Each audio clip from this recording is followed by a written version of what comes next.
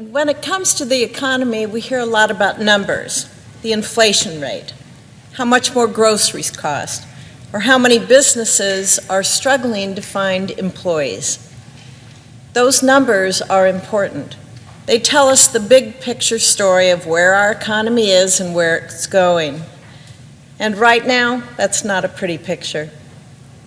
But as elected representatives, we work for our people. It is critical that we listen to the voices of the people who live in our states and who are being deeply affected by the numbers we read in Bloomberg or the Wall Street Journal.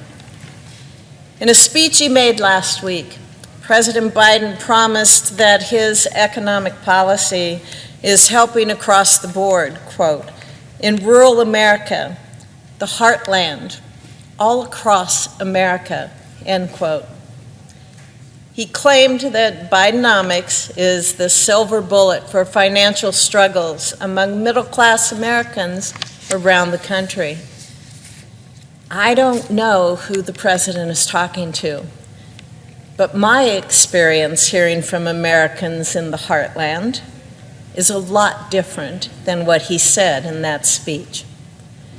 Many Nebraskans are struggling under unforgiving load of inflation, kick-started by this administration's almost $2 trillion stimulus package in 2021. So today, let's zoom in on Nebraska. When I'm back in my home state, I'm constantly hearing stories of hardship from my fellow Nebraskans, whether they're farmers, teachers, or small business owners. It is truly painful to hear about some of the experience people are having due to inflation. So let me tell you about Bidenomics in Nebraska. When I stopped by a coffee shop in 2022, the owner told me his electric bill had skyrocketed from $40 a month to over $300 a month. And that coffee shop owner is now gone.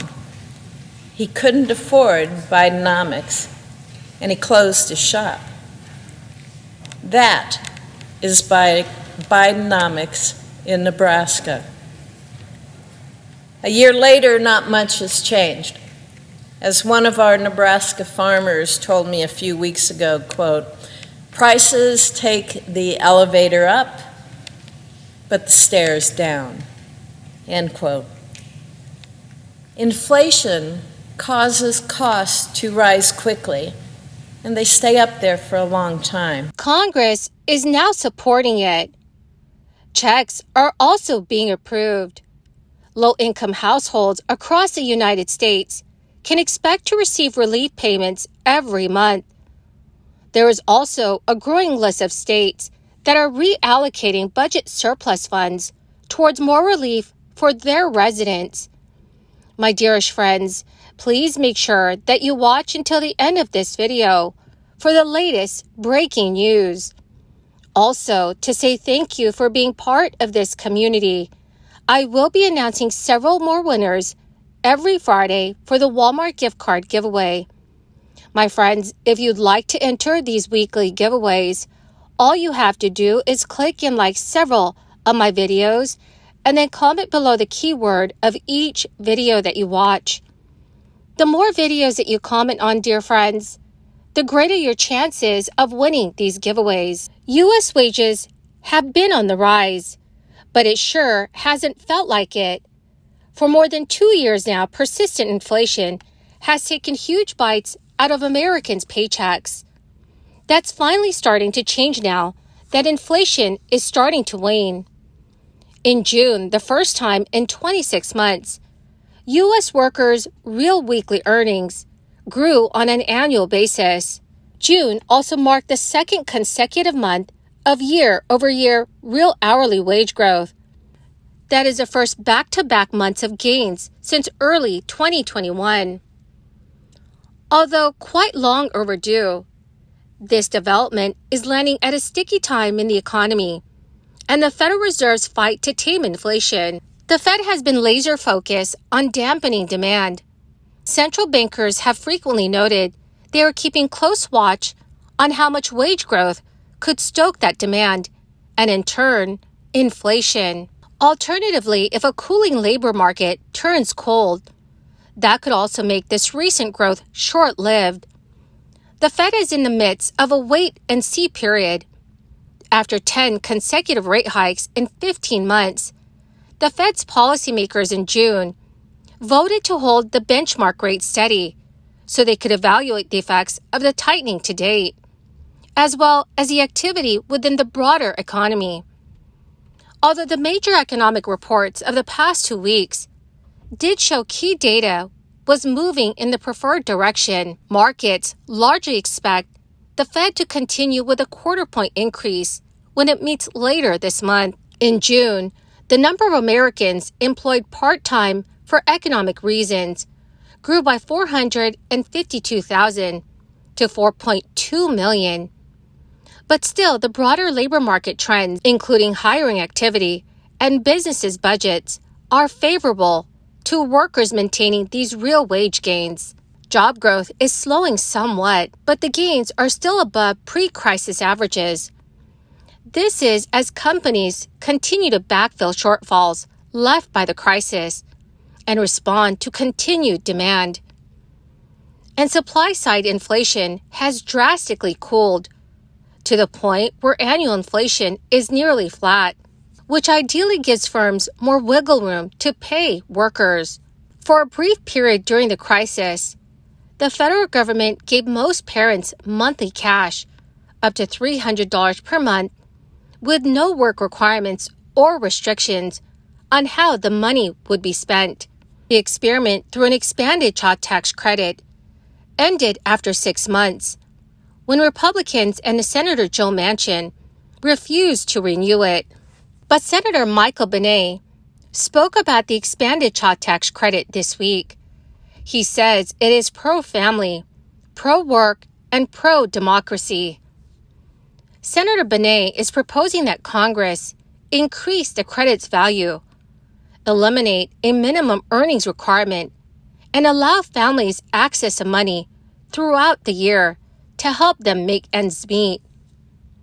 There is a growing number of states that are moving forward with their own programs, often with many Republican support.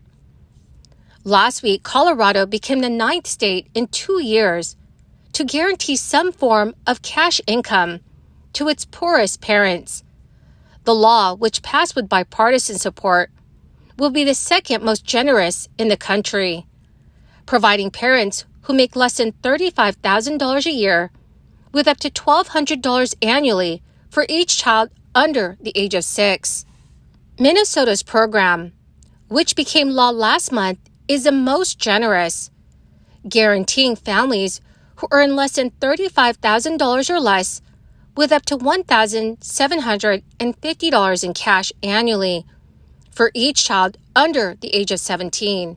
But experts say that state child tax credits are far smaller than the federal benefit was and are unlikely to drastically remake any household's budget. At least initially, most will be paid annually rather than monthly, making them potentially less useful in day-to-day spending decisions.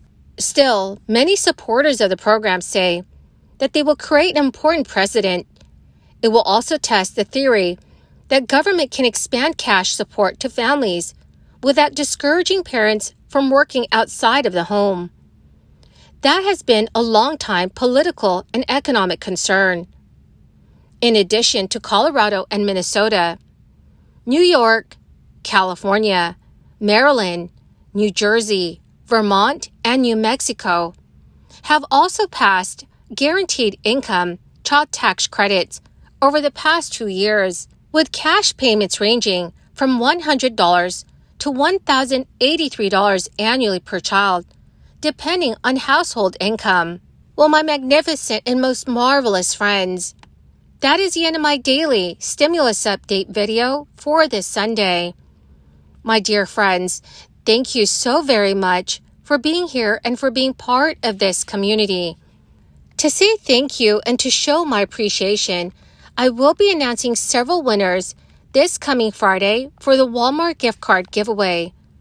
My dearest friends, if you'd like to enter these weekly giveaways, simply click and like several of my videos and then comment below the keyword of each video that you watch. The more videos that you watch and then comment on, friends, the greater your chances of winning these giveaways.